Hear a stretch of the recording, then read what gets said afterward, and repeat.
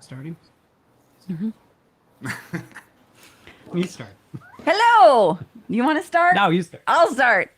Hello. I've talked enough today. It's the Doctor and the DJ live. I'm Dr. Amy. I'm the DJ part. John Richards. Welcome to the Doctor and the DJ. Yeah, today we have a very special guest. We're going to bring her on in about 5 minutes. Latoya, good friend of ours, who was a medical oncology nurse who is now a medical tattoo artist. And so she has a very interesting story. We can't wait to have her. But we thought we'd start off just talking about what we're going to talk about. Yeah, and it's good to be back. I was here in New York, and it's good to be in the same room with you again, Amy, here on the Doctor and the DJ podcast. We're testing all of our technology skills. What camera do I look in? So we have many cameras. You can come and join us on our YouTube channel, the Doctor and the DJ, on Instagram, and our YouTube channel where we go live. And this podcast, which thank you. Make sure you tell everyone you know about this podcast. We appreciate you being there. And you've talked about your friend Latoya a lot. We were really excited to have her first guest. Plus, if you're doing the first guest of the season, you want it to be a friend who is kind. And she is down in Atlanta. We're going to talk to her in a sec. We've already checked in a little bit this morning, but we were talking about, because she has a journey about career change, and we wanted to talk about a couple of things as we get into adulthood. As we get into adulthood, we've been in adulthood longer than we haven't been. Next up, adulthood. I'm just now figuring it out. Adulthood starts right now, apparently. Actually, I would argue a little bit. I am more of an adult now, like 10 times as much as I was just a few years ago, I think. I don't know what that really means. It means you have a growth mindset and you didn't get stuck being a 12-year-old in a grown man's body, which happens. Or skipped over to just being a senior citizen suddenly and not caring about anything. I've seen that happen as well. But we were talking about career changes, and Amy, you famously had a career change. Not if you don't know, if you're new to the Doctor and the DJ, Amy has not been a doctor since she turned 21. Since 21. People don't really become doctors at 21. Yeah, Doogie Howser, 28 or whenever you become. I don't know. DJs just are DJs from the day you're born, so it's different. You actually get an education. So I was there for this. You became a doctor, and it was super easy. There were no obstacles, and you just started in school, and then you finished, and then now you're a doctor. The end, right?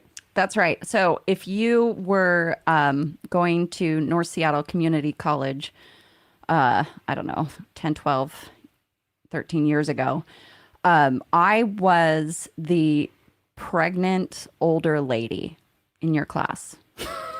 The one you didn't talk to.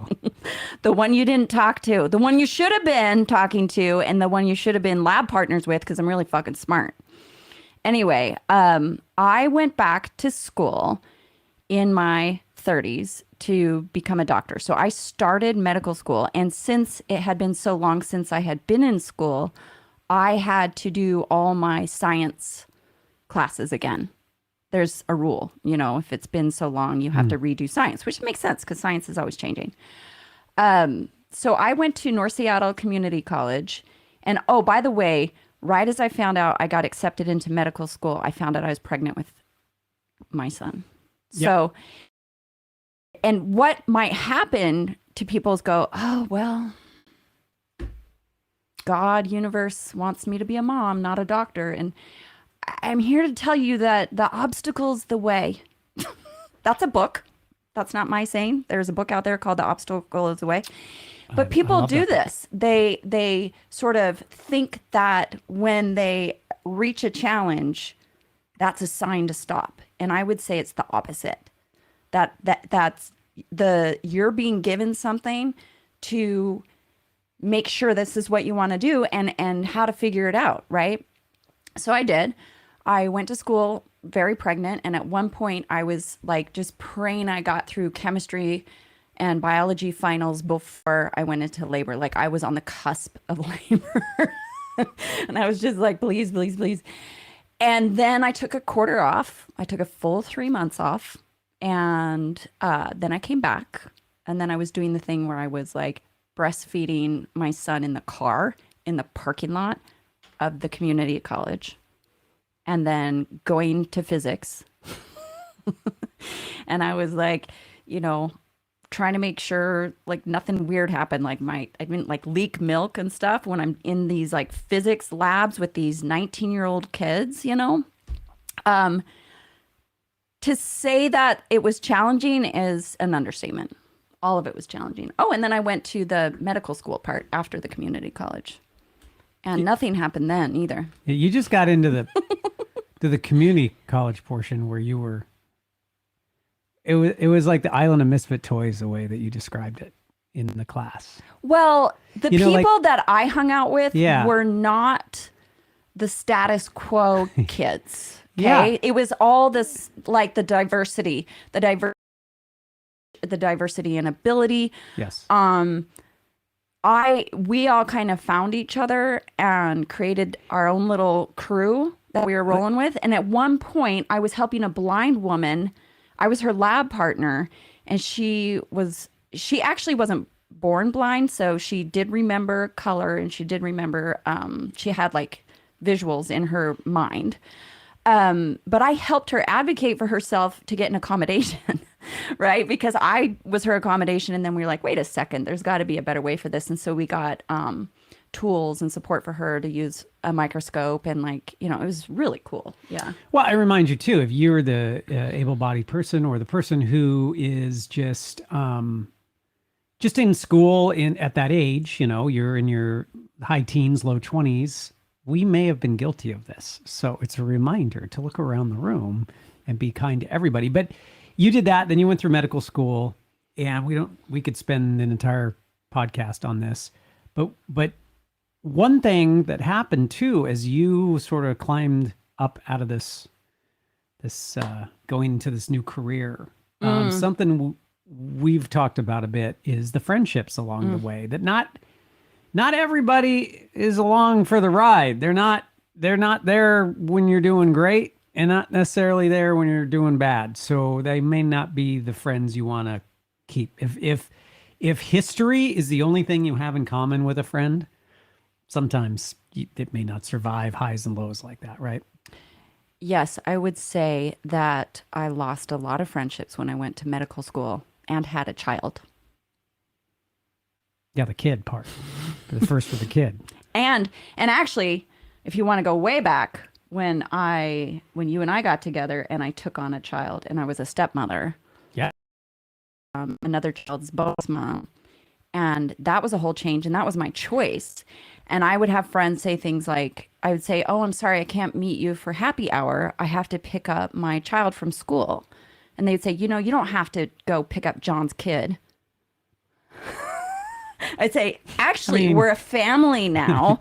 And it was real nice he did. And I do want to pick him up, and I am a huge part of his life. So it is any big change, you might lose some people. You know who your friends are, though, as you get an adult and you marry the wrong person, not you, the other one. You know who a real friend is when you're an adult?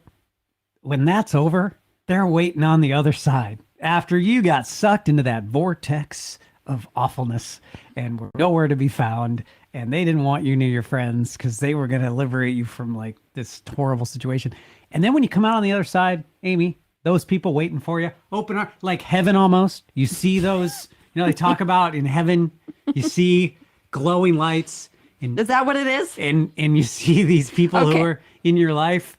That's what that is. And mine were waiting on the other side.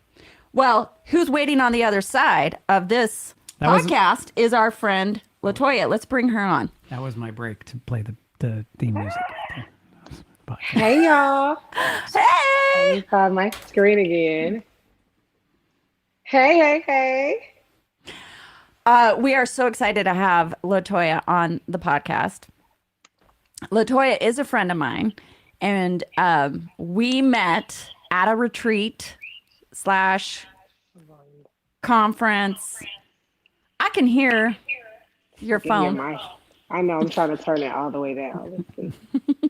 Okay, sorry about that. And we met, and one of the things you common at that conference was a bit of imposter syndrome.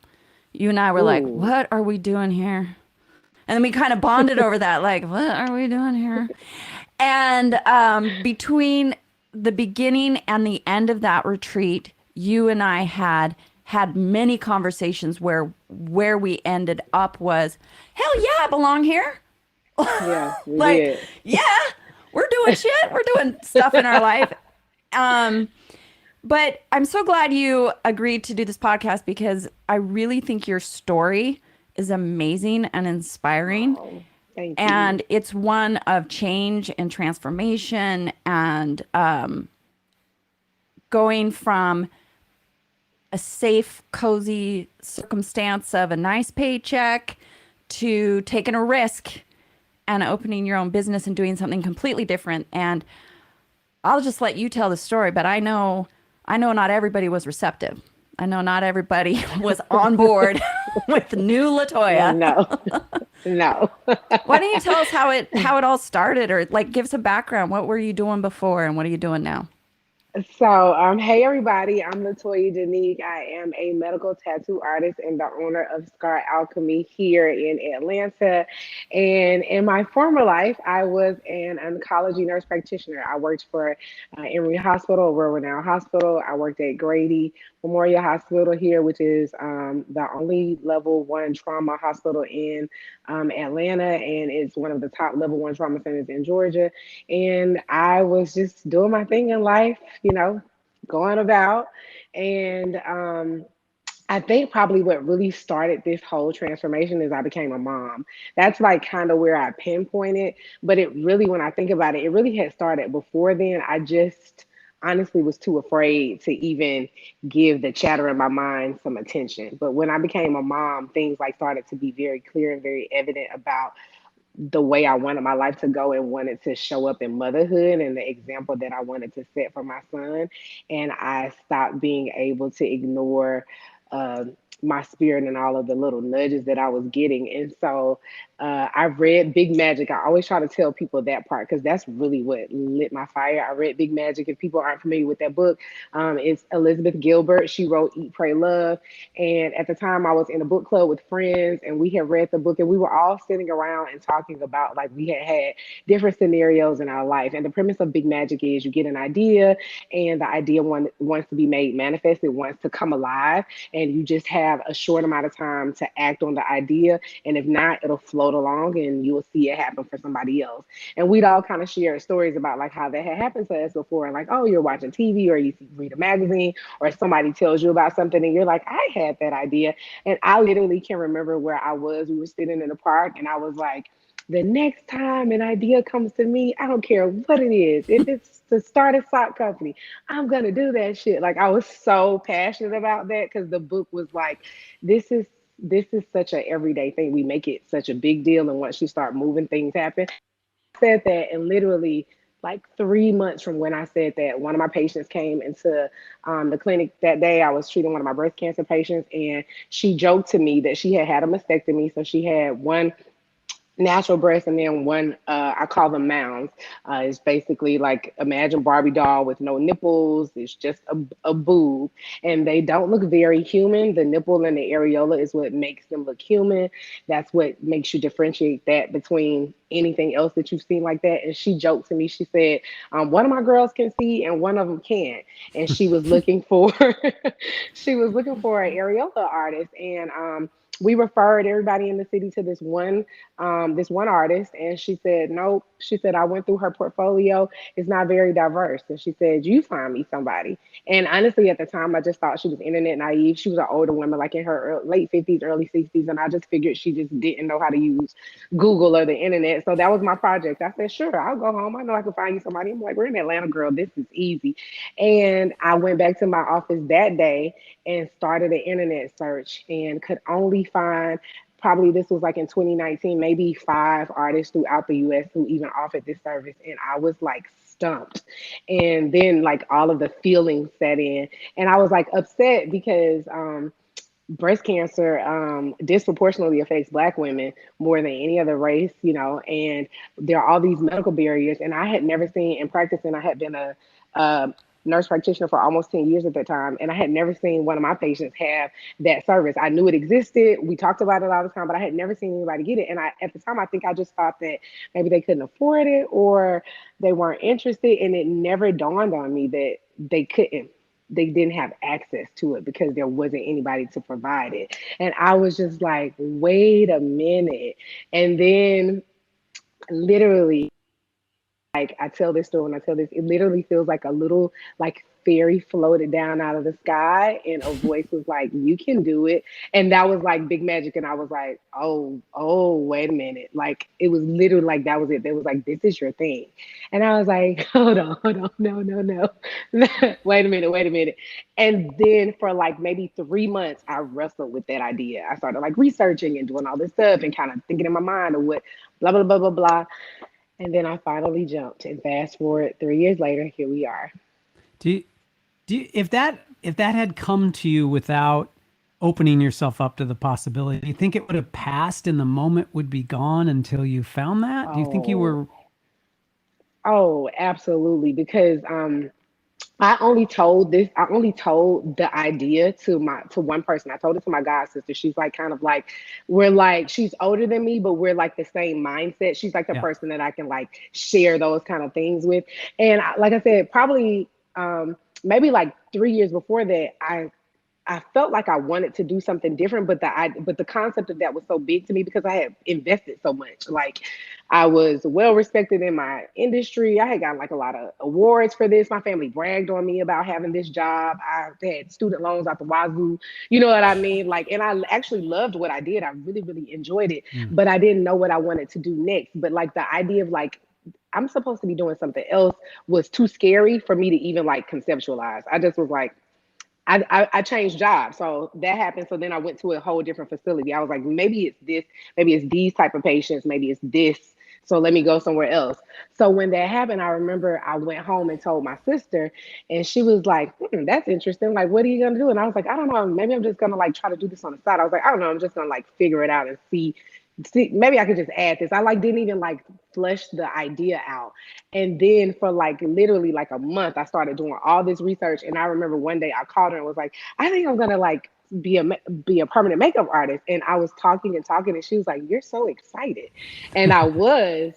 And then like the fear crept back in, and like 2 weeks later, she asked me about it. I was like, "Girl, I'm not doing that. I don't know what that was about." I was like, "I must have just been going through a thing." And she said, "Wait a minute." And she like literally stopped. We talk about this conversation all the time. She's like, "No, no, no, stay there." She was like, "You were so excited about this." She's like, "I want you to like stay in that moment and figure out what it is about that you wanted."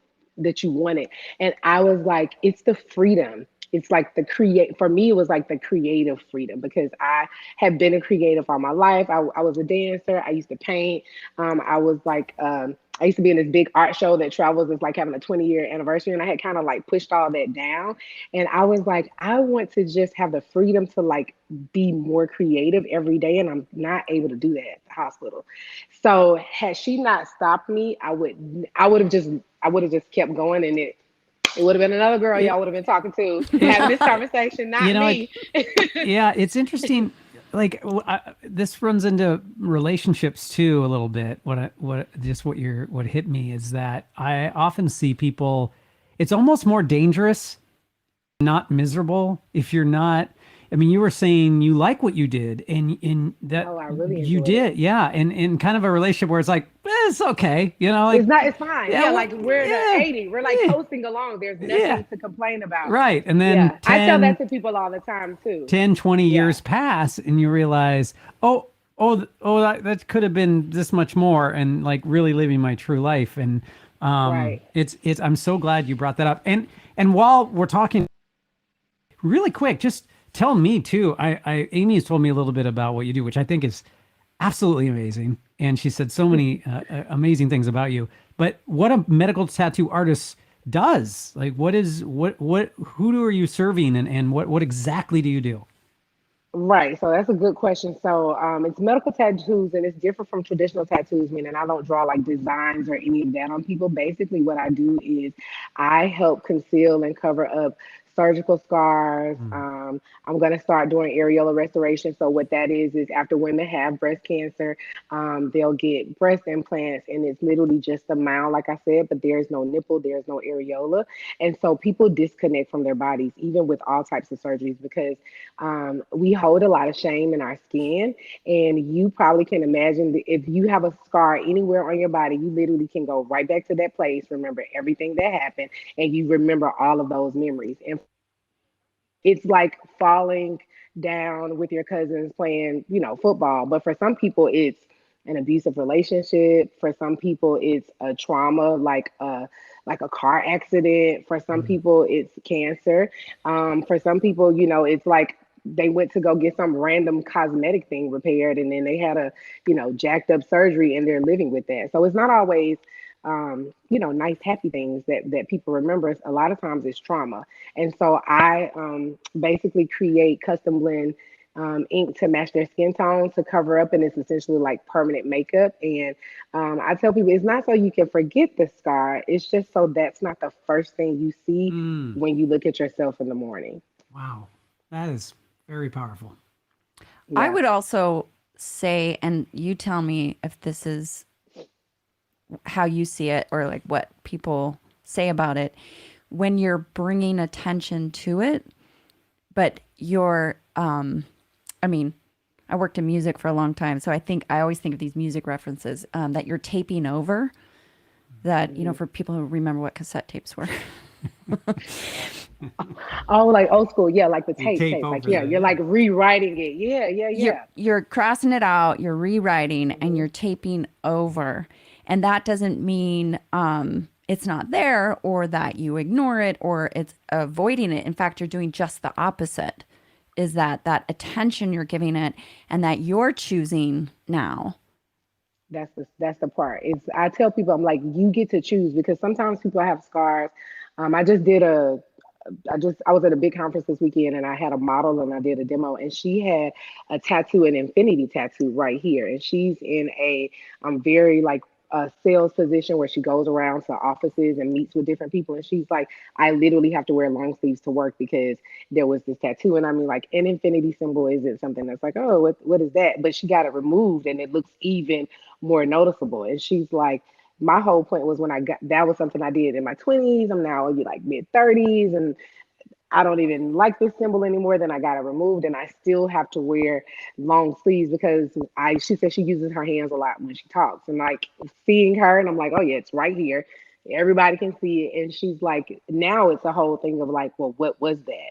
So I tell people it gives you the choice. You might not want to talk about what randomly happened 20 years ago with some scar. I had a somebody came to to repair the alarm, and it was a guy, and he literally had the same thing. He was like, I had this it was from an accident, a car accident. And he's like, it doesn't bother me, but I don't always want to talk about Yeah. what this scar was. And I'm like, yeah, it's the option of not having to tell the story every time, because sometimes people care, but people feel like everybody sees everything. They're like, I know people stare at it. And that, some of that is like the psychosis that goes along with that.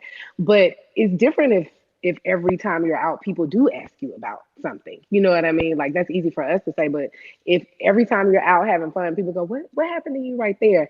And that happens over and over and over again, that story gets old. Mhm. Um, you don't want to talk about it all the time. So it's the option to tell your story, to share your story when you want to. Mm. Yeah, that's great. I love that. Are you are you leading workshops, how to's now? Are you teaching people how to do Yeah, I this? teach. I teach people. I have an online course. I teach it three ways. I have an online course. I have a hybrid course that's like virtual and it's actually live like 2 days, and then I do in-person training. So I'm teaching, which is Yeah. fun because it's fun to see like you get it. Like the light bulb. I used to be a teacher too, though. So like before I was a nurse practitioner, I know I've lived 1,000 lives. Yeah. I'm 20,000 years old, guys. I was a middle school and elementary school teacher. So it's like me coming full circle. And as a nurse practitioner, I always used to have to teach people anyway. I would teach them how to take the medicines and about this disease. Dr. Amy, you're teaching the whole time you're practicing anyway. So it's just full circle all over again. When people say, you're such a good teacher, I'm like, I should be. No wonder you get along. We were just talking about this Yeah. earlier about Amy's kind of career path as well, and you took a big risk. Yeah, I mean I you're did take single a big mom. risk. You left a Yeah. paycheck. You're doing a profession where when you looked it up, 5 people were what you found. That is a huge risk, and I know for a lot of people we talk to, taking that leap at any age or situation that may not be as scary as even that. My mom did that. My mom was a single mother of 3, got divorced, Wow. moved the opposite side of the country of my father, and eventually she got her master's in criminology of all things. Like in a million years, I would never guess my mom was Right. into crime, like civilian crime protection, protecting women from people and then businesses as well. It's a long Wow. story, but that always Yeah. inspired me. And I look back now as an adult and think, And you're oh like, my what the hell? God, She was a man, what a I badass. guess, Yeah. yeah, you just went for it. But I don't know, for you, you just couldn't that calling, that thing you had to do. For people out there who are on the edge of that, what is your advice?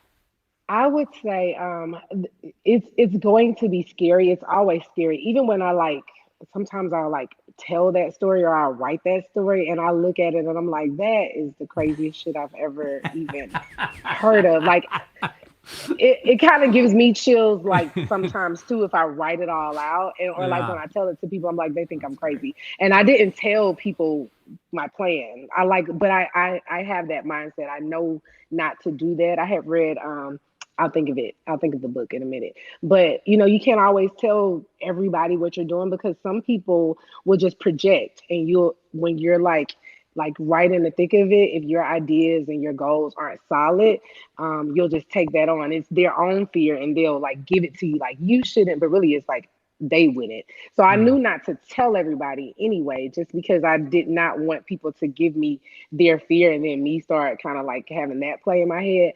But my biggest fear outside of like what if this doesn't work or I can't believe I'm doing this was like what if I never do this and I never really reach my potential? Like my life is happy, my life is good. I really didn't have any plans, but there was a big piece of me that was missing.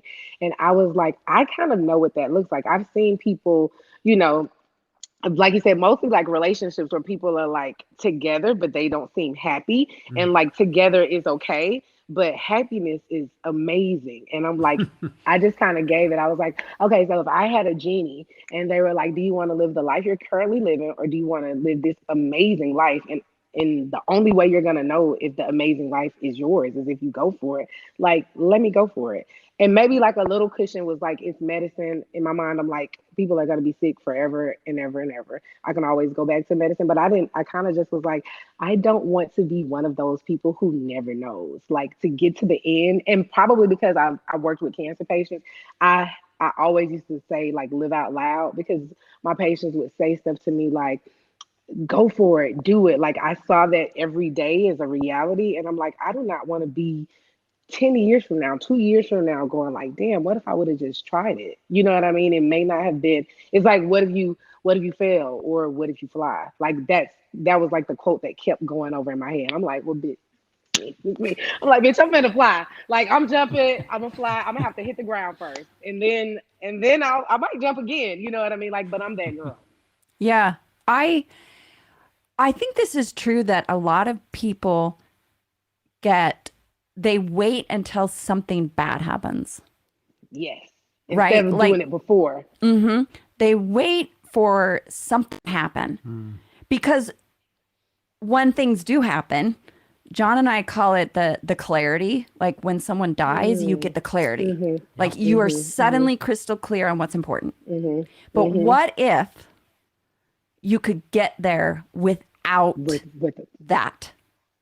What Yeah. if you could listen to what you know is in your heart? What if you could get to that clarity and take those risks without that boost of something bad Mhm. happening or calamity, Like, do Yeah. you have to wait until you get the terminal cancer diagnosis? Right. Do you have Right. to wait until your spouse dies? Right. Do you have to wait until You get fired. you get Yeah. fired? Yeah. Yeah. Right? to quit the job you didn't like anyway. That's You right. know what I Right. mean? For some people, yeah. Yeah. Yeah. Or the affair Yeah. happens like, well, Or okay, the now I affair should, happens. yeah, Now I well, should leave him because he was yeah, abusive. You know what I yeah, mean? Like, yeah. Now I'll go. yeah. Now I'll go. Yeah, I tell that I'm like, I don't want to hit the bottom. You know what I mean? Like it's almost like when you see like athletes like the Michael Jordans, like you want them to leave Yeah. when they're at their high. You like hate for the champion to like, go all the way. I'm a big Muhammad Ali fan, so like, Yeah. I'm like, oh God, what if they just would have told him to stop way before then? We didn't know all of the after effects. Now I've met him personally. He was an amazing spirit, like amazing. Wow. But that's Wow. kind of like one of my things. I know, yeah. I've met him That before. he's my hero. That is wow. I met him. My godbrother is a professional boxer, so he had a brand deal with Jordan, and they came through. This was years ago when you could like remember when you could like go through the airport and like wait at the terminal for people to get Yes. off the plane. Sounds like a long fairy tale time ago, but they had a layover in Atlanta for like hours, and they were on tour. And he called us and told us that they were coming through, so we went and met him, and he was so sweet. He told this story because my godbrother, I don't know if you guys know Roy Jones Jr.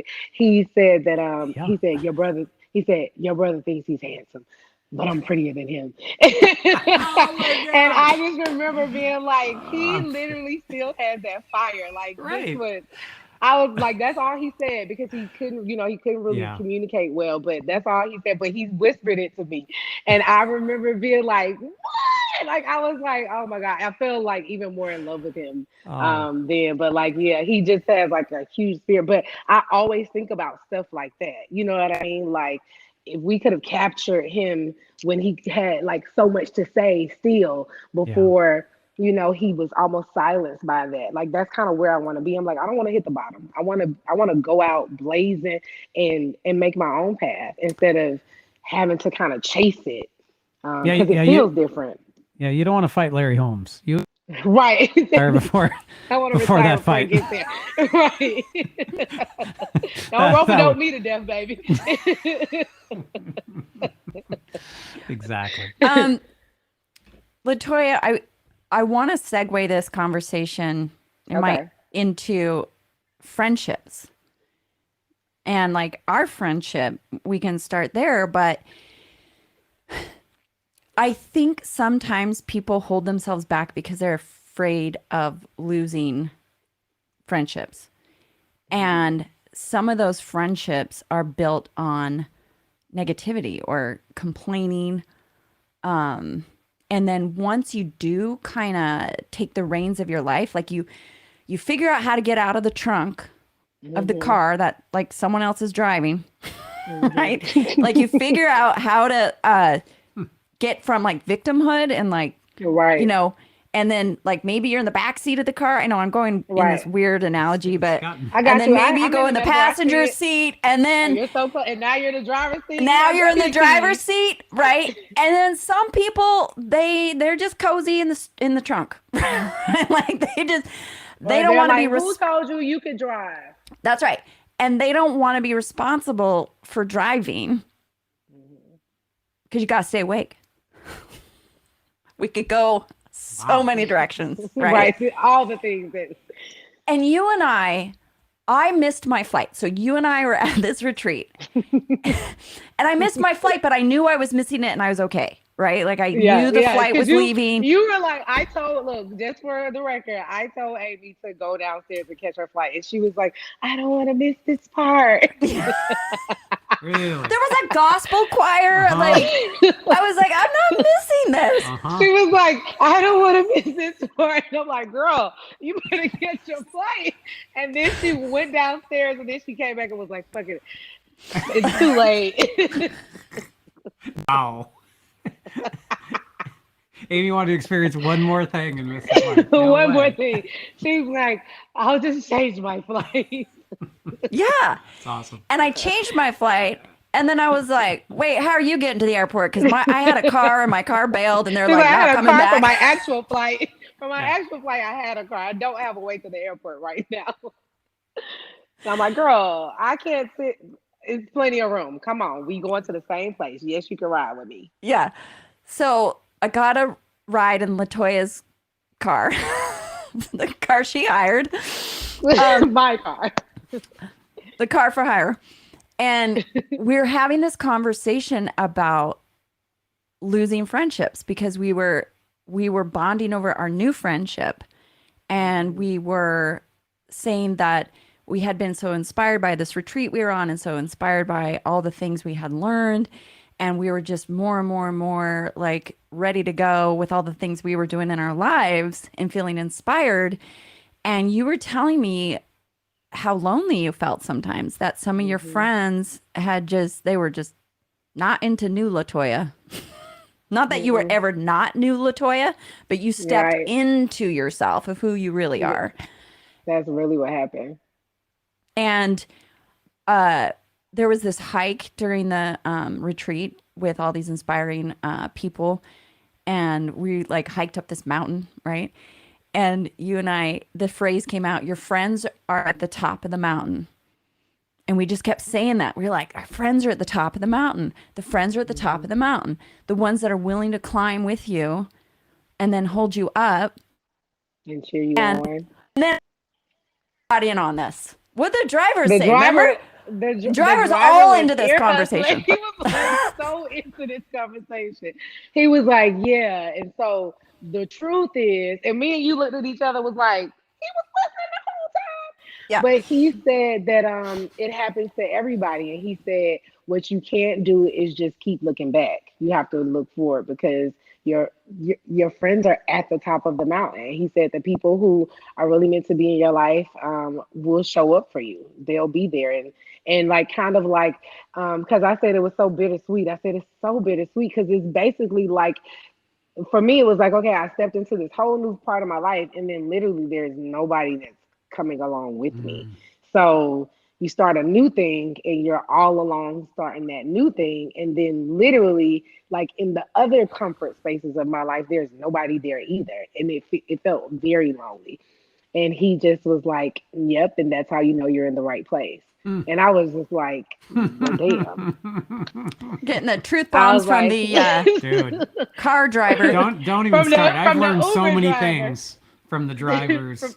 The Uber drivers are the best, yeah. I was I was listening. like, I was listening to I think it was Bono's book, and he said the best advice he's ever gotten was from strangers about. oh things. yeah. Because they're detached and they can literally see the whole playing field.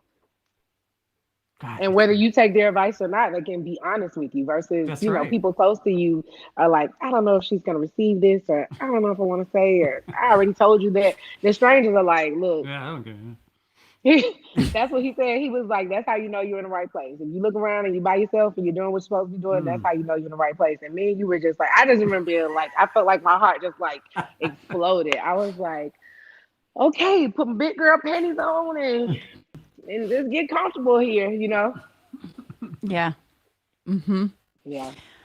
Well, I'm so glad that you were able to join us today. And I know. this Latoya, was where can fun. people find you? That's what I was gonna ask. Follow me Besides on all Atlanta, social just go to media. Atlanta, Atlanta. Georgia.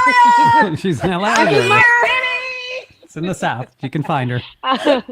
I am on Instagram at the Scar Alchemist, Scar SCAR Alchemist ALCHEMIST, and also on YouTube. I'm trying to start a YouTube. I feel like Oh yeah. a fish out of the water.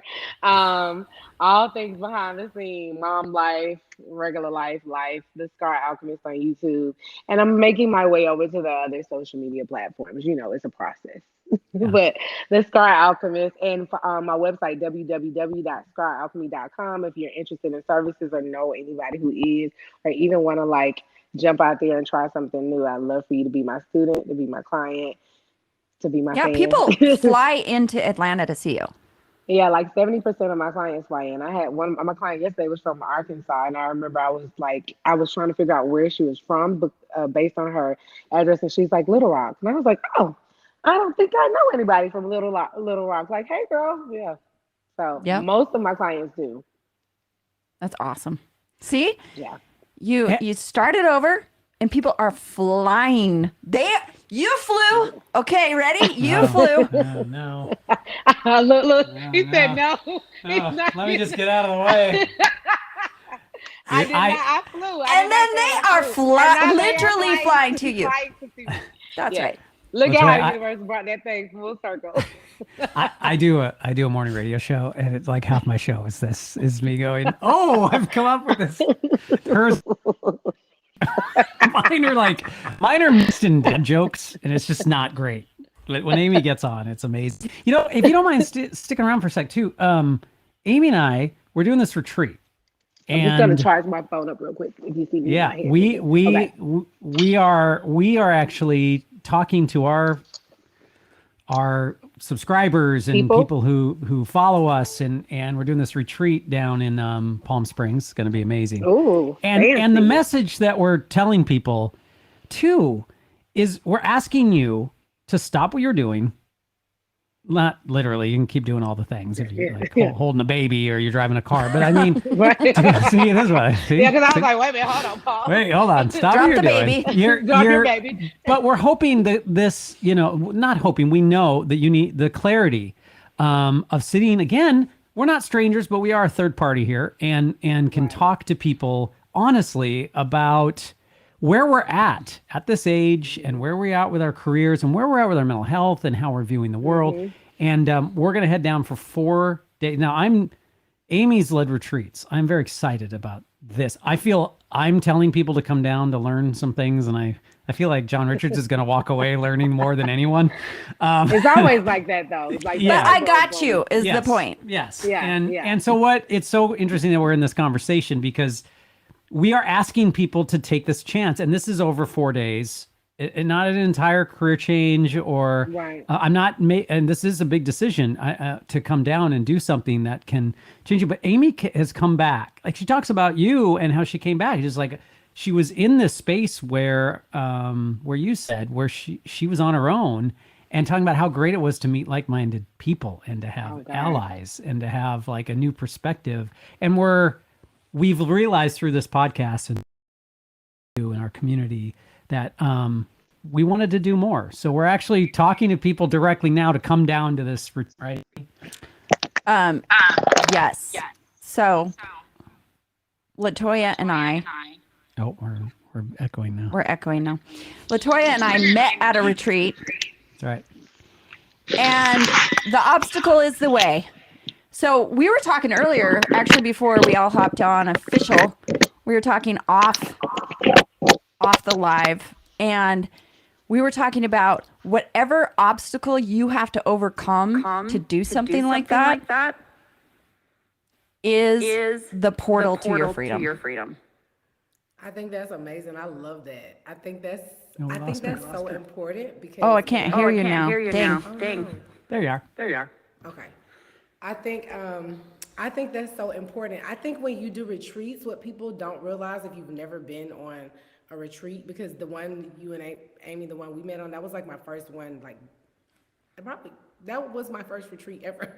The intention is so powerful that when you set the intention for what you want, you're so focused on it, and then being in a space where everybody has a similar intention, you're going to have a breakthrough. You don't know what that is and what breakthrough might mean for you, but it's going to happen because you're so focused on that. And so for that to be the message, I'm excited for you guys because you're like gonna be a part of, like, people are gonna remember this retreat forever. Just like Dr. Amy, we literally know where we met and what happened, and we can always have that. That's like a part of our story, and it'll be a part of our paths going forward, because that was when we were like, fuck imposter syndrome, we're doing this shit, you know what I mean? And then look at where we are now, and where we'll be, going forward. But I love that for you guys, because that's so dope. Like, once you go to a good retreat, you are like, I know the answer, and I need another one to get me to the next level. Like, you see the value in them. They're powerful. I'm doing this as a couple too. This is kind of fancy. It is. Thank you, Latoya. It was really good to meet you. You're welcome. Text me later. I love you. All right, love you. All right, bye.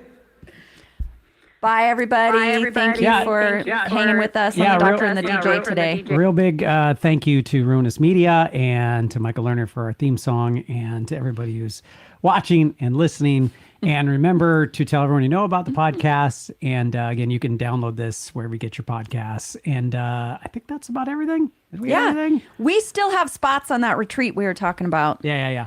Just so you know, what I was saying earlier, whatever obstacle you're facing, if you overcome that obstacle and you choose to overcome it because you really want to come, I'm telling you, it's a portal to freedom. If you're not coming because you can't figure out childcare for your kids, if you figure that out, that's like a portal to freedom. Yeah, that's right there. like you figured out how to get your kids handled when you want to go do stuff. If Amy, you name it. I don't want to hammer the point home. I keep running into people who, when asked about doing things for themselves, I'm finding the answer is they don't have one. And as soon as you start asking that question, you need to start finding answers. I really believe that. I recently took some time for myself, and because I wasn't doing it, and I thought I was totally doing it. So we hope you'll take time for yourself, and it's gonna be great. This can be great. Anyway, go to the link in our bio on our Instagram. You can go to our website and find more information about the podcast in general, find out information about the retreat. Big Magic was the book. Oh, yeah. right? Big Magic was the book She referenced earlier. she referenced earlier. Okay, I Yeah. wrote that down to get another book on my nightstand to help things, because I really like Latoya's story. All right. Thanks, everybody. It was great to be with you. Thanks. Big thank you to Patrick as well for helping us, as always, today. All right. This is Doctor and the DJ. Bye-bye. Bye. Bye.